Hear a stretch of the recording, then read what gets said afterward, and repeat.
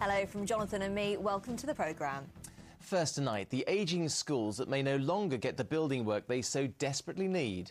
Today, the coalition government announced the Building Schools for the Future programme is the latest casualty of its cost-cutting measures. It means dozens of new school buildings planned for our region could be put on hold, much to the anger of unions and teachers. Well, our political correspondent Matthew Hudson reports now from Peterborough. Generations of children in South Peterborough have been educated at Stanground College. But although its trophies and awards are impressive, there's a ramshackle quality to it, a feeling it's seen far better days. £40 million had been earmarked by the previous government to build a brand new college here. Now there's a very real chance that won't happen, the project a victim of the education cuts. It would be an absolute disaster for the young people of South East Peterborough.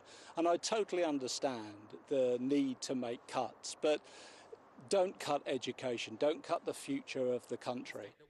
This afternoon, Education Secretary Michael Gove announced that hundreds of school building and improvement schemes around the country would be scrapped. And in order to ensure that we do not waste any more money on a dysfunctional process, I am today taking action to get the best possible value for the taxpayer. I will take account of the contractual commitments already entered into, but I cannot allow more money to be spent until we have assured a more efficient use of resources. It will save around £5 billion over 5 years. Dozens of those schemes are in our region, money schools have been counting on to bring them up to 21st century standards. Without government cash, they're stuck with what they have. This playing field was due to be the site of the new school here. Stanground College has excellent AstroTurf pitches. It has a wonderful new sports centre. Both those projects were completed with help from the private sector.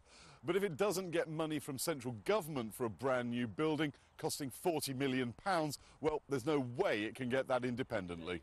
Labour's Education Secretary accused the coalition government of being deeply unfair. I'm afraid that tonight there will be many hundreds of thousands of children, teachers, parents, governors who will be deeply disappointed. All their hard work over years, all the planning, all the millions of pounds spent, suddenly all on hold and set to be cancelled. I think it's deeply unfair, and I very much hope the Conservative Liberal coalition will think again. Stanground was designed for 850 pupils. That was back in 1966. Today it has more than 1,600. Schools like this were pinning their hopes on investment, which now may simply not happen. Well, Matthew Hudson joins us from Stanground College now. Matt, what does it mean for schools like that one? Well, in the last few minutes we've had the list through telling us which projects will be going ahead and which won't, and unfortunately it is bad news for Stanground College. It is one of the schemes that is going to be scrapped. And to give you some examples of just how savage these cuts are, in Suffolk 12 out of 14 schemes have been scrapped. In Norfolk it's 4 out of 10. In Essex it's 17 out of 34. The only county in our region that seems to have escaped largely unscathed is Northamptonshire, which only had 4 schemes. All of those seem to be unaffected. You saw Malcolm Ellison, the head of Stanground College, in that piece. He's with me now. Malcolm, you must be extremely disappointed. Absolutely. It's a potential disaster for Stanground and the young people of South East Peterborough. But in terms of the situation, I don't believe all is completely lost. We're going to have a meeting tomorrow to look at it and see if we can construct a case which demonstrates how special a case we are. Because unlike other authorities, it is only the schools in the south of Peterborough that will be left without any refurbishment if this goes ahead. I mean, you showed me around the school. It was apparent that you and your staff could do a lot more if the facilities were up to scratch. Absolutely. We're very keen to engage in 21st century education, flexible learning, being able to work in spaces that really facilitate the personalised learning for young people. And how concerned are you that the schools in Peterborough, which have had a lot of investment in them in recent years, they'll be the ones that people want to send their children to? Absolutely. Well, I was talking to some students this morning about the project, and one young girl said that she'd been to a academy in the north of the city and talked about how wonderful it was. Now, young people, of course, need to have that sort of inspirational facility to work in. Malcolm, thanks very much indeed. Disappointment here. Disappointment, I think, at a lot of schools right across the region this evening. Yes, thank you, Matthew. He said it was the hardest decision in his footballing career, but Southend United chairman Ron Martin decided to sack Steve Tilson earlier and has brought in a new manager, the former Plymouth boss Paul Sturrock. Well, fans reacted to Tilson's dismissal by protesting outside of the chairman's home last night, and many are upset about how the club is being run. Our sports correspondent Donovan Blake is in Southend for us this evening.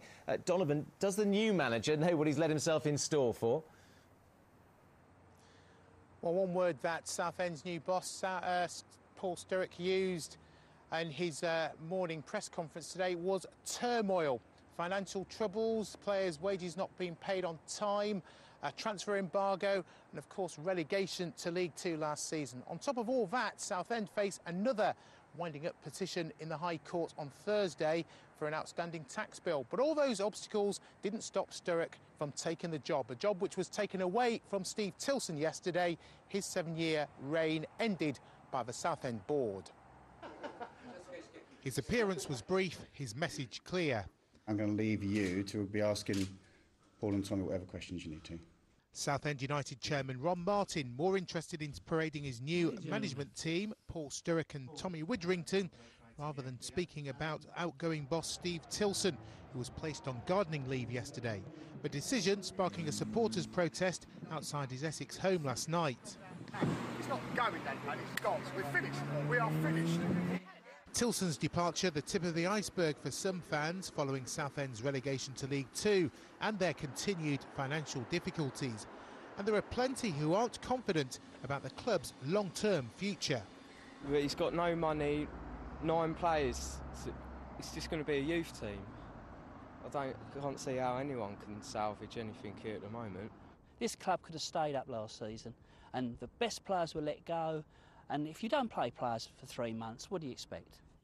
But the fans' unrest hasn't fazed Sturrock. You could say he's a man for a crisis, given the clubs he's helped turn around in similar circumstances. He came to Plymouth, they were in disarray. I'm saying we managed to sort that out.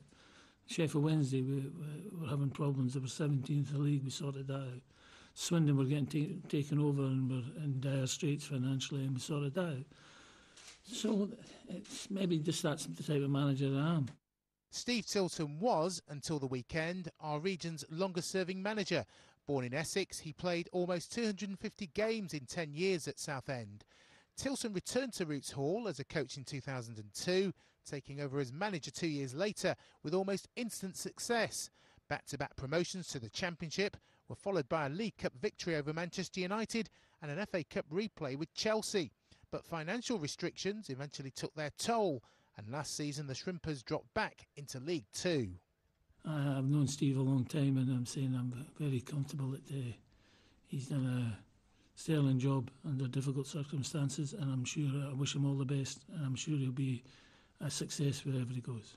I've left a legacy at Salisbury that I'm very comfortable with, and like I said, I'm grateful for them for letting me have this opportunity to go to Southend United and hopefully build a further legacy. And the immediate challenge facing Sturrock is assembling a first-team squad. He has just 10 players to work with at the moment, but he already has plans in place for when the club's transfer embargo is lifted. Well, let's go back to Donny now. Donny, what's been the mood of the people you've spoken to? Well, some are still angry with the chairman. Some had hoped that Steve Tilson would at least get an opportunity to right some of the wrongs from last season, a season which ended so disappointingly.